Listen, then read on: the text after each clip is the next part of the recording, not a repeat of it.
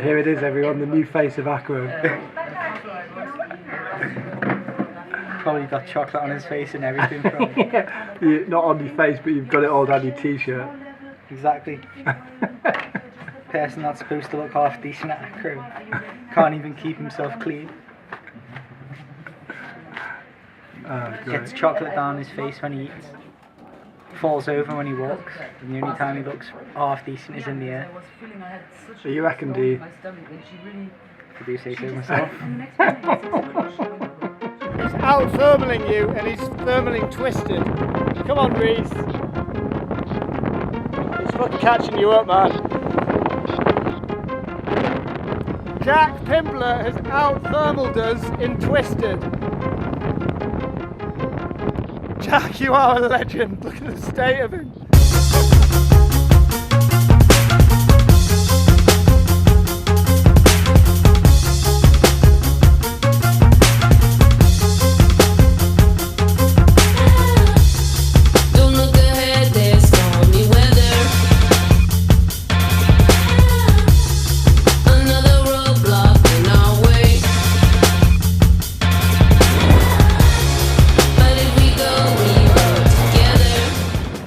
My name's Jack Pimblett. I can't even say my name anymore. So my name's Jack Pimblett. I'm a paraglider pilot from the UK, 17 years old, and I've been out here in Organyà for the last 2.5 months. I came here to progress as much as possible, and I really just wanted to learn all the helico manoeuvres, like Misty Heli and Mac Twister Heli, for example. But the amount of training that I've done has allowed me to progress into flying much more than that, and just to learn all of the manoeuvres like Joker and Infinite.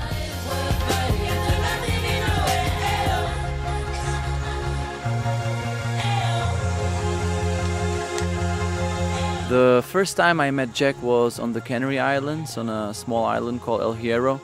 He came to visit for a couple of days, and I was really happy to show him around. At that time he didn't really fly a lot of acro, he was kind of just beginning, but he was doing the safe approach with a big wing and step by step.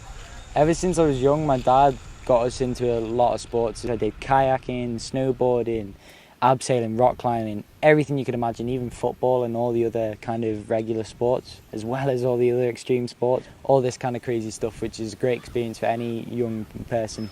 And so I developed a lot of knowledge between a lot of different sports and extreme sports, and that's what gave me a lot of maturity in what I do and trying to keep a high safety margin. Then one day my dad came up to me and was like, hey, do you want to do a rope swing? So I said, yeah, why not? We'll do it, not a problem. Really hoping that it wasn't going to come off. Don't die or feel really guilty now. You ready? We got there, I was like, I can't do it, Dad. I can't do it. Good last words. Yeah. And I watched my dad's friend jump first. 3, 2, 1. Just jumps off and swings below, and he's screaming and really happy. That's amazing. And then I watched my dad go. My dad's even nervous as well. My dad's done crazy stuff and he was nervous. And then it was my turn. I was over the edge and my heart was beating so bad. And I was just on the edge, clinging onto the rail. And the guy was giving me a countdown, like 3, 2, 1, jump. I was like, oh. And I was still on the rail. I was like, oh no, I didn't jump. And I was just frozen for 10 minutes and I couldn't jump. So I had to stay back up on the bridge and get all the bullying from my dad and the teasing. You didn't do the bridge jump, and really teasing me. So ever since 2013, when I was 13 years old, I was really being teased by my dad. It was my embarrassing story. And so me and my dad had a little scoring system. Like I had a point for not doing the bridge jump, and then my dad didn't jump off a 15-meter jump at canyoning one time, so it was like a point for him. We just had this little kind of rivalry. So when I got the opportunity to jump from a balloon with my paraglider and do a balloon rollover, my dad was in the back of his mind said, I can't believe you're going to do this, son. Like, you didn't do the bridge swing, just kind of teasing me and winding me up already. How are you feeling? Not good. Really quite nervous. But if you think logically to it, there's not really much that can go wrong. If I just jump, it'll all go well. Nothing's going to go wrong, really. We set up and then the guy burns a hole in the balloon. This doesn't look good, this. And my dad comes over to me and was like, do you know there's a hole in the balloon? They burnt a hole in it. That's it. That's gone now. I was kind of happy in one sense because I really thought that we weren't going to jump and it was going to be cancelled. That's not working now. Yeah. No jam. No. No, fuck. One more inside. 5. So my dad goes over to the guy and he's like, you know there's a hole in the balloon? You know you've got a hole? No. And he goes, no, I'm blind. I can't see the hole. I am blind. Come on. Come on. Come on, Jack. I was like, oh no. At this point I was unclipping. I was kind of happy that we weren't going to jump and I was kind of disappointed, so it was mixed emotions completely. The guy shouted over, come on, we've got to get ready. So my dad says, clip in, and I was clipping back in. I was like, oh no, it's actually time to jump. What a bad idea this was. So we walk over to the balloon, all bunched up, and we're all jamming into this little basket. There's 4 of us on one side, and then the other person had to jump in with the tourists. Don't worry, people, you'll have lots of room soon. Whose idea was this? Jack's, right? Vamos.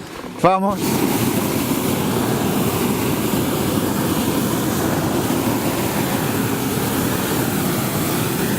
And we take off, and I've got a half eye on the hole in the balloon, and I'm a bit nervous.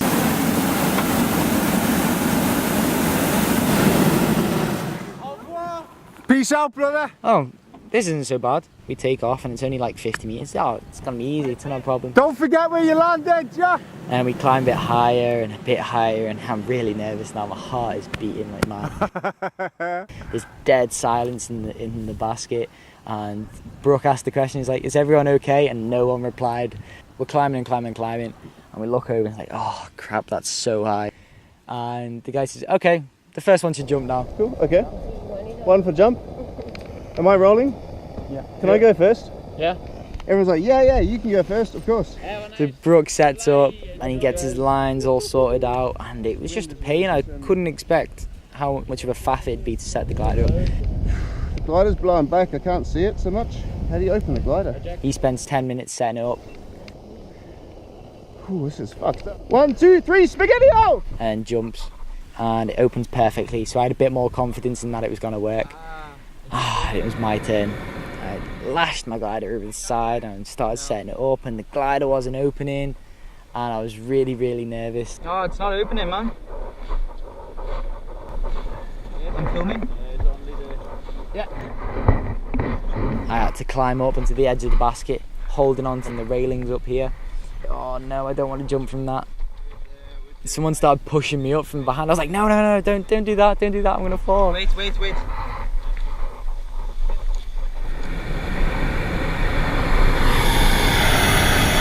And it was almost really close to the moment where I was just freezing. I'm not sure if I'd frozen with fear, but I was really thinking it through, and I was thinking, if I jump, it's only 20 meters or so. Oh, I was super scared, really, really scared. Yeah, Jack. Ben and Rory were just going, jump. Saying, just do it, just jump out. Through the middle, dive out. Got this, man. You're away. Jump out, Jack, go.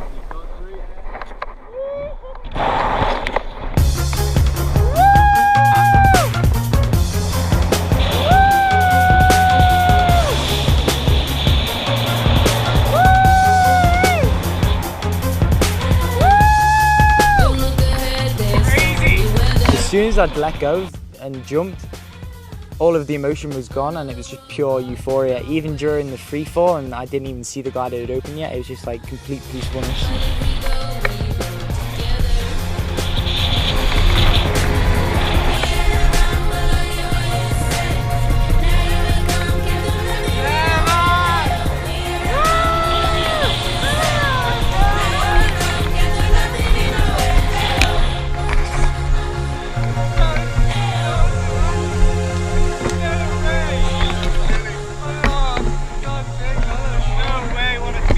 Yeah, now I've done 1,000 meters of balloon roll over there, and I'm doing infinite. He can't really wind me up for that bridge swing anymore. It's kind of a point on his side now.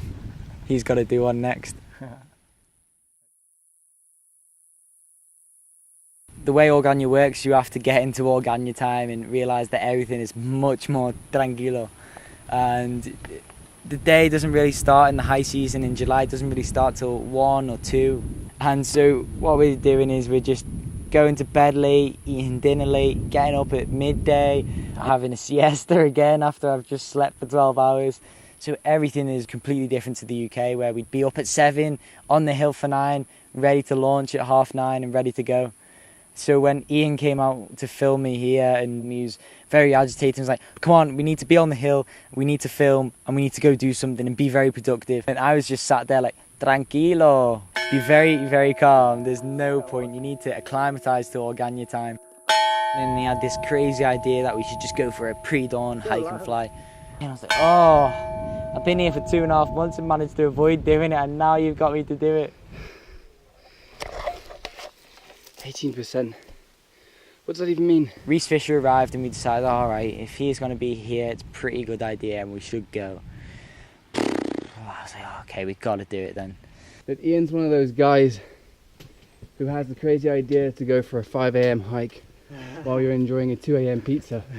Not actually dripping with sweat for once. And we finally get to the top and we decided that we're going to try and pioneer a new launch. Right, Jack, where are we going to take off? Because this doesn't look like a likely spot. I can't see any launches, Reese. Looking ever promising, guys. Hey, look, imagine if that bush was gone.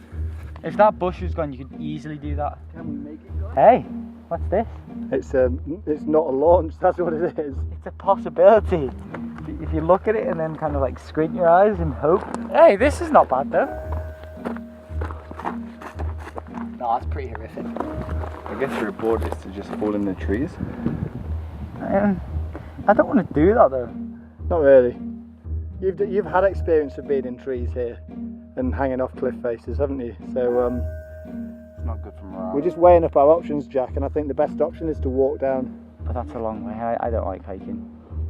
No one likes hiking really, do they? It's a big, badass cliff down there. A shit out of luck, I think. We're not going to find it. Taking off with your hands over your eyes. Going, I'm not looking. No, I'm not going to do it, not going to do it. Although, if you look at it like that and close your eyes, tilt your head. Yeah. Imagine he's on an actual launch.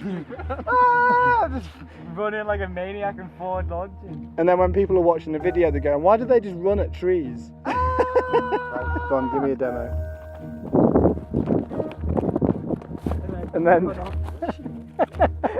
And then you've got to miss those trees down there.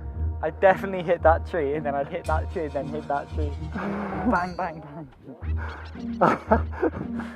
So, should we go and have a look for somewhere else? I'm not really keen on this launch. I think this is our only option at the minute.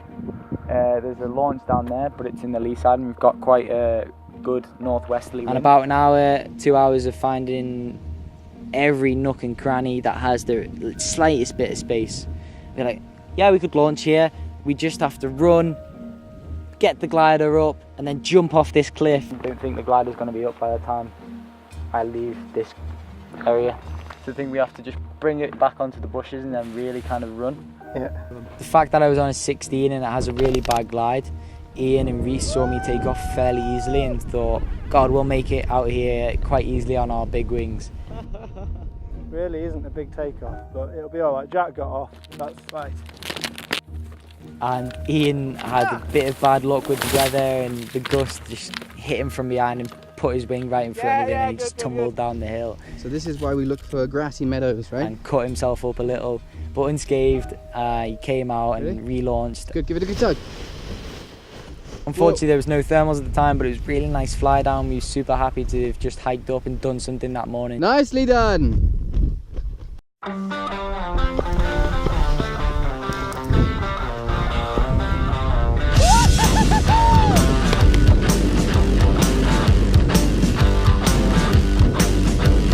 Today we got another beautiful day in front of us. We're here at the Organyà takeoff again, and we're gonna play a little bit together with Jack, do some synchro acrobatics. I'm looking forward how he's gonna like it. I think it's one of the nicest disciplines that we have. Why do you fly on me, you motherfucker? What the fuck are you doing? Let's do a satchel drill. Go to the right, yeah. 3, 2, 1.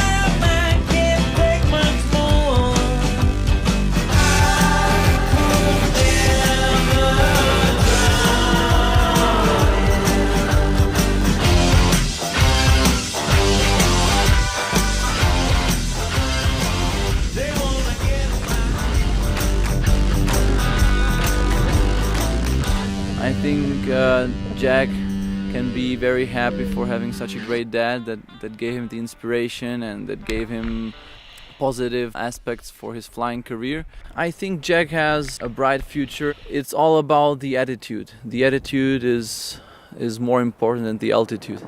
I've adjusted the trimmers a little to give me a little bit of help and make the brakes a bit softer. And we're just over our box almost, over the farm.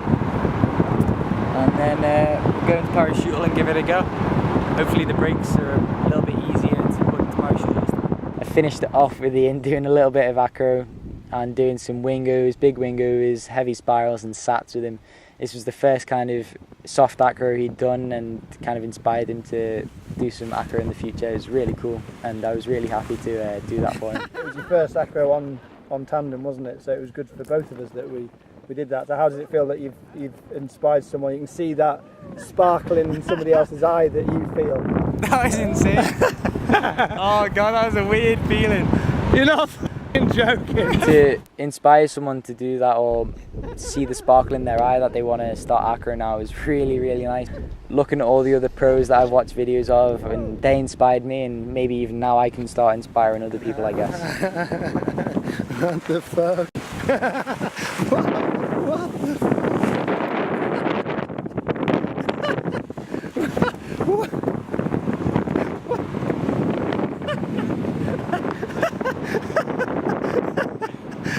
Ian deliriously laughing there. That's insane.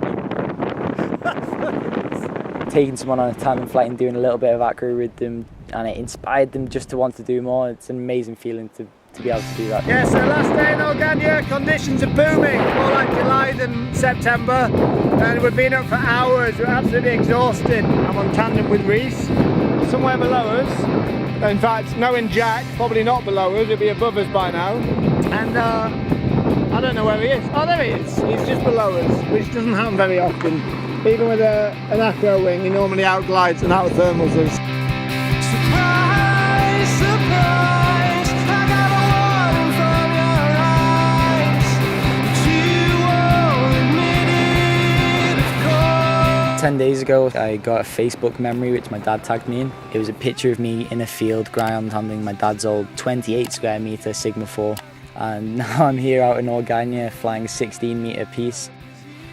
I did my first stalls in November 2015. You got me living on Santa's hooks, like a puppet bruised by an hook. It's crazy to think that I'm on such a small glider in such a small amount of time. When I started out on my 20 square metre Emily this year, I thought it would last me the whole year. Basically, flying acro is just about staying in the air and flying. The more you can fly, the quicker the progress. And of course the second point was that he was starting with kind of big wings and he was going down with the size progressively, even though pretty quickly he still managed to get like 30-40 hours in between the different sizes, and thanks to his skill and being able to fly from his youth, he kind of has a good touch and good feel for flying. Sweet dance, speak Pythagoras to me. Nice. Man, I could listen to you What next, Jack? all night long. Okay, so we've just done a twisted cowboy, Blink your then a McTwist. electric blue eyelashes so Perfect. into those inner thoughts. And then I think we should do a cork before I go straight into infinite. Immerse yourself in probable hopes and overreaches useless. Sweetness. I bought my Emily Piece 20 because I just expected to learn all the helico manoeuvres this year. Due to my fast progression, I was just changing gliders so quick. I came out here, I think at the end of July, I was like, right, I'm ready for an 18, I want to learn infinite.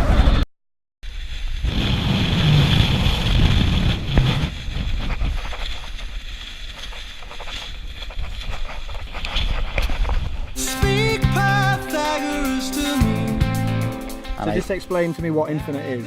Infinite is where you make consistent vertical passes over the glider. All night long. It's not a difficult manoeuvre anymore. because of modern glider design, but it is dangerous.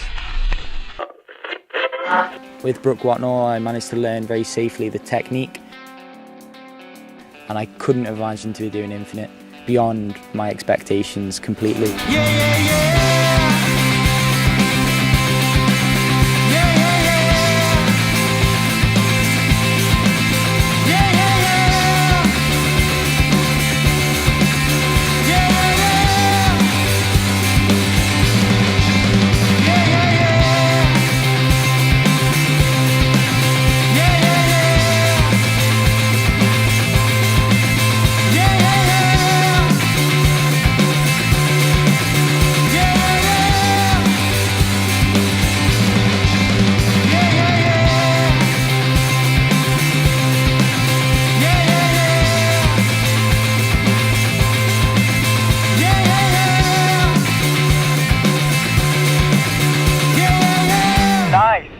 What next, Jack? I don't know, more tumble